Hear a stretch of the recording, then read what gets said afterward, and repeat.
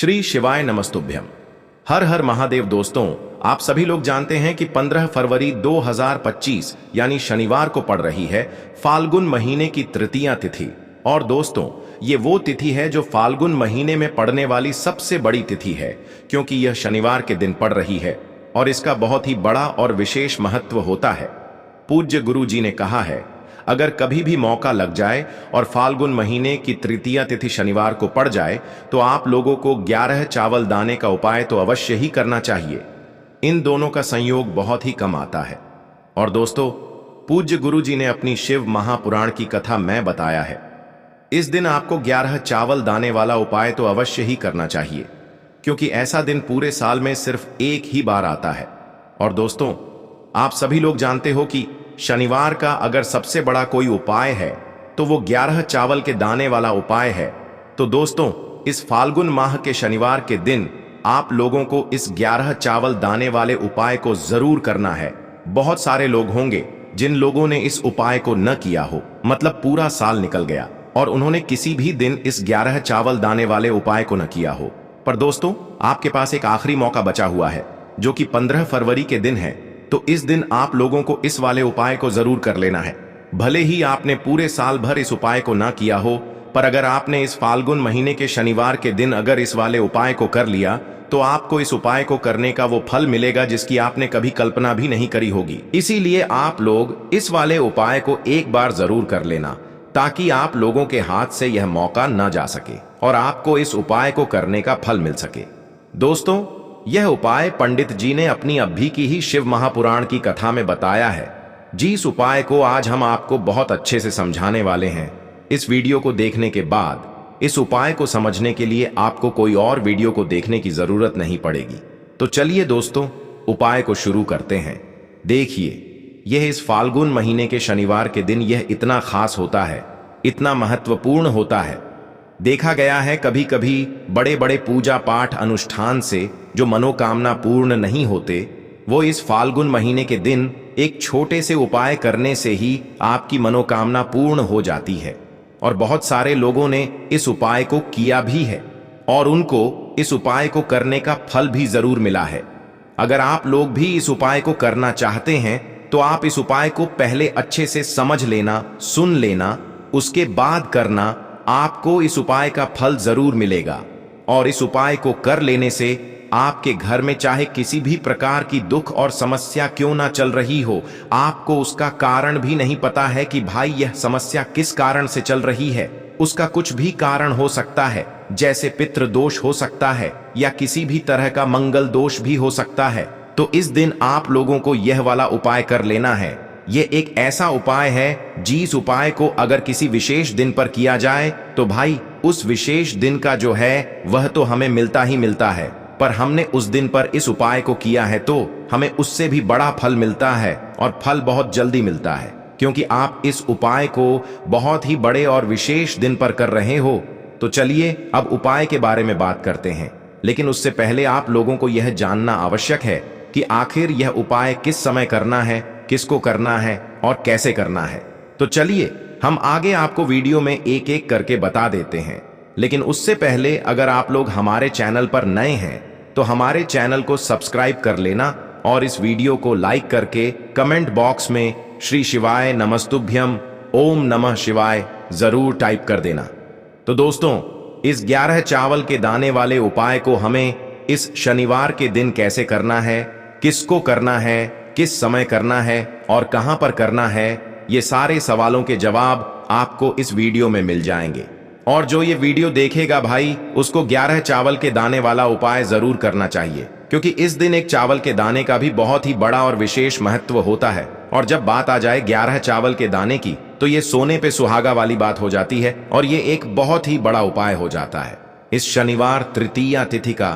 तो अब दोस्तों, इस 11 चावल के दाने वाले उपाय को आखिर करना किसको है, सबसे पहले हम लोग वो बात जान लेते हैं। तो देखो, घर की जो बड़ी माताएं बहनें होती हैं, उन माताओं बहनों में से कोई भी एक बड़ी माता बहन इस वाले उपाय को कर सकती है। और दोस्तों, अगर आप चाहें तो अपने घर में से सभी सदस्यों को भी इस उपाय को करवा सकते हैं। अगर किसी व्यक्ति की खुद की कोई मनोकामना है, खुद की कोई दुख और परेशानी है जो कि वह अपने लिए ही करना चाहता है, इस वाले उपाय को तो वह खुद अपने लिए भी कर सकता है। बाकी अगर कोई घर में से ऐसा है जो कि अपने पूरे घर परिवार की सुख और शांति के लिए ये वाला उपाय करना चाहता है, तो भाई वह भी कर सकता है, उसमें भी कोई दिक्कत वाली बात नहीं है। कहने का मतलब ये है कि इस उपाय को हर एक सदस्य भी कर सकता है और पूरे घर परिवार के सदस्य के लिए घर की बड़ी माताओं बहनों में से कोई एक माता बहन भी कर सकती है। माताएं बहनें अगर घर में उपस्थित न हो या वो यह वाला उपाय न कर पा रही हो, तो फिर घर का कोई बड़ा सदस्य भी इस 11 चावल के दाने वाले उपाय को कर सकता है, चाहे फिर वह पुरुष ही क्यों ना हो, उसमें कोई भी दिक्कत वाली बात नहीं है।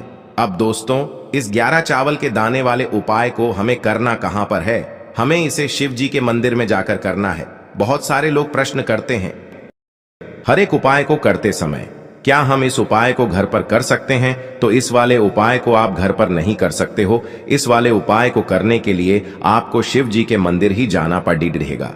उसके बाद में दोस्तों जो अगला प्रश्न निकल कर आता है वो यह आता है इस उपाय को लेकर कि आखिर इस उपाय को हमें किस समय करना है, सुबह के समय करना है कि शाम के समय करना है? तो देखो, इस वाले उपाय को आप लोग सुबह के समय भी कर सकते हो और शाम के समय प्रदोष काल में भी कर सकते हो। अब अगर आप पूछो कि भाई सबसे उत्तम समय कौन सा रहेगा इस 11 चावल के दाने वाले उपाय को करने का, तो हम आपसे बस यही कहेंगे कि इस उपाय को आप सुबह के समय करेंगे तो ज्यादा बेहतर होगा।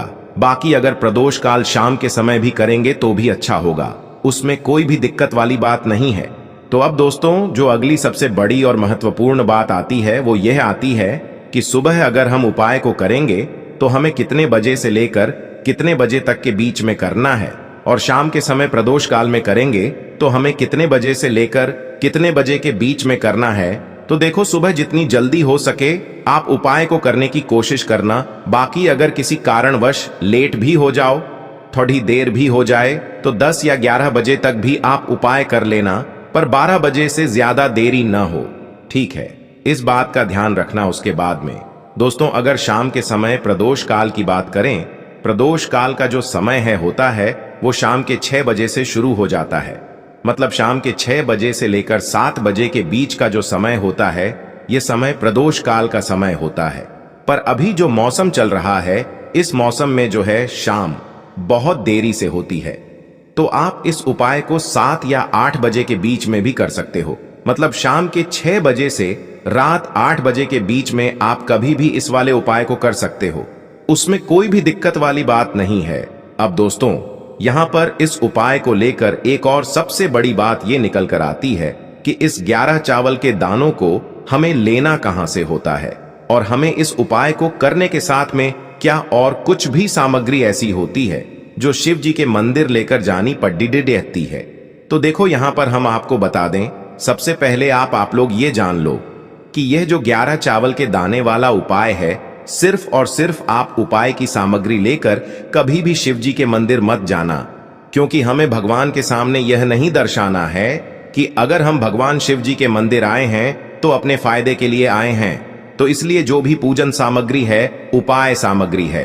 11 चावल के दाने, इसके साथ में आपको पूजन सामग्री भी जरूर लेकर जाना है।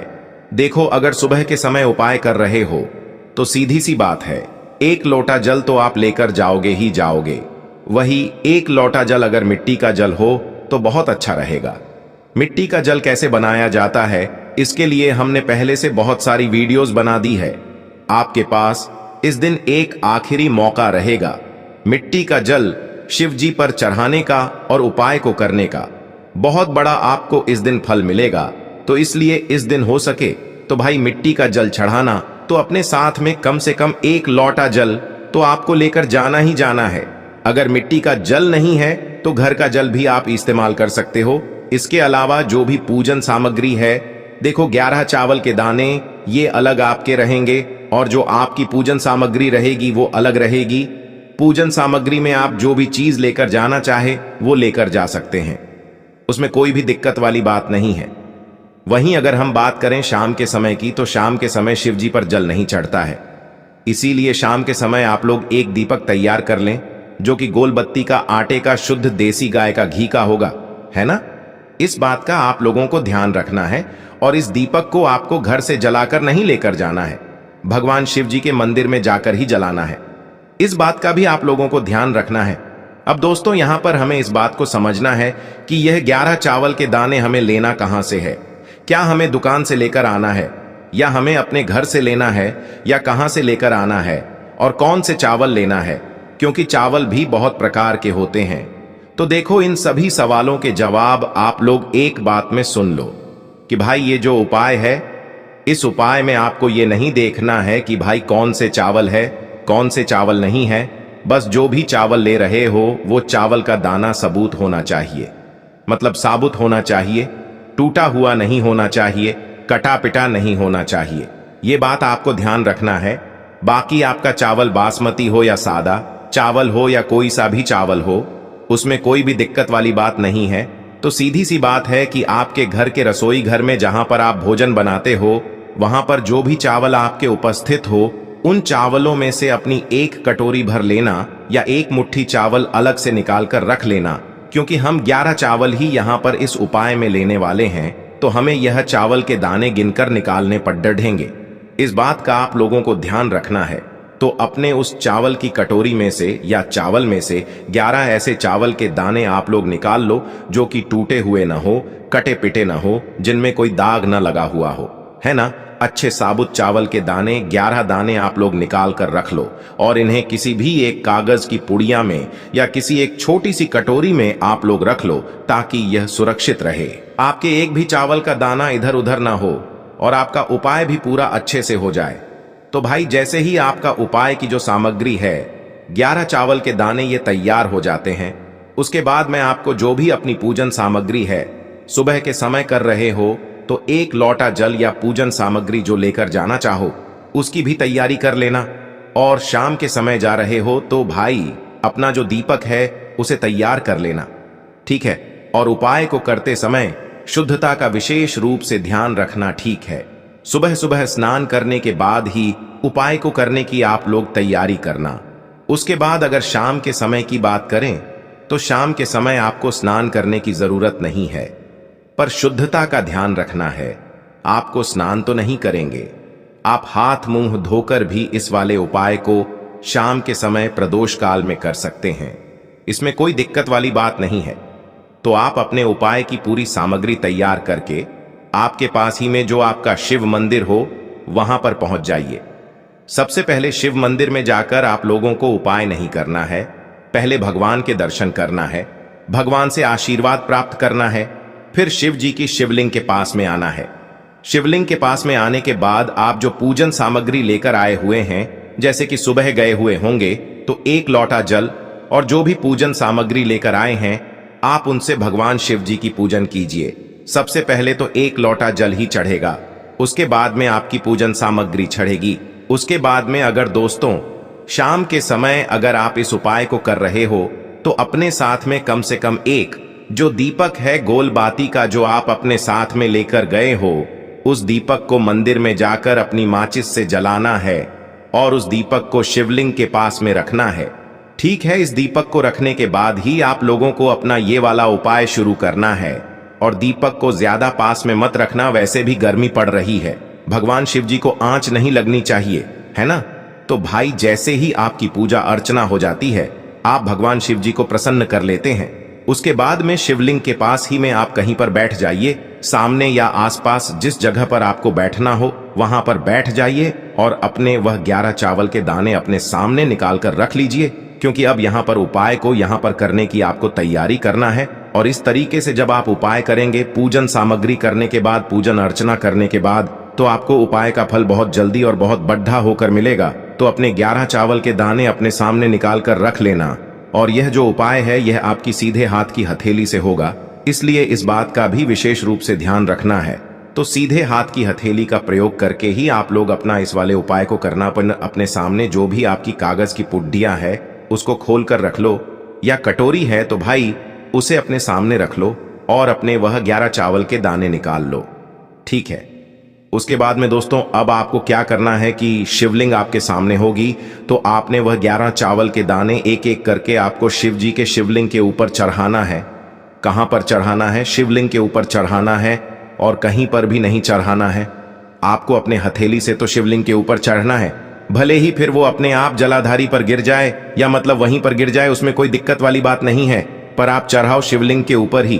तो आपको क्या करना है, अपना पहला चावल का दाना उठाना है, श्री शिवाय नमस्तुभ्यम बोलना है और शिवलिंग पर चढ़ा देना है। इसी तरीके से दूसरा चावल का दाना उठा है, शिवलिंग पर चढ़ाना है और मंत्र बोल देना है। और फिर तीसरा चावल का दाना उठाना है, श्री शिवाय नमस्तुभ्यम बोलना है और चढ़ा देना है। इसी प्रकार से आपको पूरे 11 चावल के दाने एक एक करके शिव जी के शिवलिंग के ऊपर चढ़ाना है और भगवान से प्रार्थना करते जाना है। मतलब प्रार्थना तो आपको आखिरी में करना है, पर हर एक चावल के दाने को चढ़ाते समय श्री शिवाय नमस्तुभ्यम जरूर बोलना है। उसके बाद ही में यह चावल का दाना शिवलिंग के ऊपर आपको चढ़ाना है। जैसे ही आपके 11 चावल के दाने शिवलिंग के ऊपर चढ़ जाते हैं, तो भाई उसके बाद में आपको क्या करना है, भगवान से अपनी मनोकामना बोलना है। मनोकामना भी कब बोलना है? जब आपका 11 चावल का दाना आपके सीधे हाथ की हथेली में हो और आप उसे चढ़ाने के लिए जा रहे हो। श्री शिवाय नमस्तुभ्यम बोलकर उस आखिरी चावल के दाने को शिवलिंग के ऊपर चढ़ा देना और भगवान से फिर अपनी वह मनोकामना बोल देना, जिस मनोकामना के लिए आप लोग अपना यह वाला उपाय कर रहे हो, जिस भी दुख और परेशानी के लिए आप लोग अपना यह वाला उपाय कर रहे हो। उसके बाद में जैसे ही आप अपनी मनोकामना बोल देते हो, आपका यह वाला उपाय पूरा हो जाता है। पर दोस्तों, उपाय को करने के बाद आप लोगों को 2 मिनट भगवान शिव जी के मंत्र का जाप जरूर करना है और मंत्र का जाप करने के बाद भगवान से एक और बार प्रार्थना करना है अपनी मनोकामना के लिए या अपनी जो भी दुख और परेशानी है उसके लिए। इसके बाद में आप लोग भगवान को देखकर भगवान से प्रार्थना करके उनसे आशीर्वाद लेकर वहां से उठ सकते हैं और अपने घर पर जा सकते हैं। बस दोस्तों, यहां पर यह वाला उपाय पूरा हो जाता है। इस तरीके से जो भी व्यक्ति छोटी छोटी चीजों का ध्यान रखते हुए इस 11 चावल के दाने वाले उपाय को करेगा, निश्चित सी बात है उसे उसकी मनोकामना जल्द ही पूर्ण होगी और जो भी दुख और परेशानी है वो भी बहुत ही जल्दी दूर होंगे। और दोस्तों, अगर आपको हमारी ये वीडियो पसंद आई हो तो हमारे इस वीडियो को लाइक और चैनल को सब्सक्राइब जरूर करें। हर हर महादेव, ओम नमः शिवाय।